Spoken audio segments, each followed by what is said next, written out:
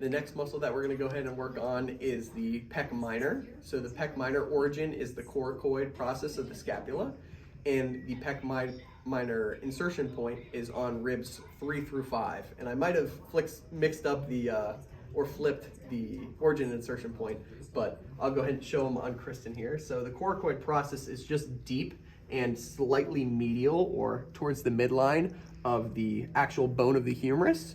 And then ribs 3 through 5 is down here. That's kind of where the muscle will insert.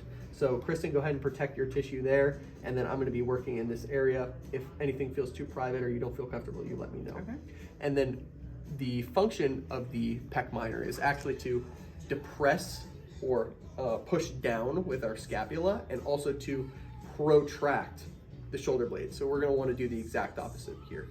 So I'm going to tuck her shoulder blade, and then I'm going to have her do like a raise the roof type motion. And especially important when she's doing this is that she's reaching up and back down towards the floor as she's working on this, because that's how we will fully lengthen the pec minor. So go ahead and do that for me here. I'm going to double stack my fingers just like this. Go ahead and reach up for me, Kristen.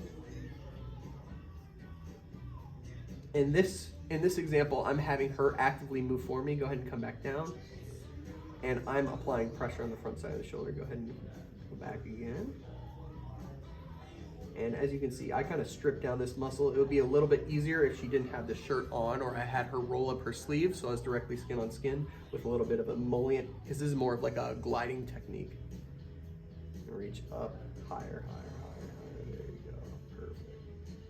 And you feel a difference there, don't you, Kristen? And that's just one way to do it with the patient actively moving. I can also use one hand and help guide her hand like this. The only downside is I can't use as much pressure like this. And this is especially important for people that are having a tough time to relax during the procedure, or have a tough time understanding what exactly you want them to do. And so I'm working all the way down that muscle. More commonly, I find trigger points up by the coracoid process here on the scapula, or down on ribs 3 through 5 down through here. So make sure you check both of those areas for trigger points.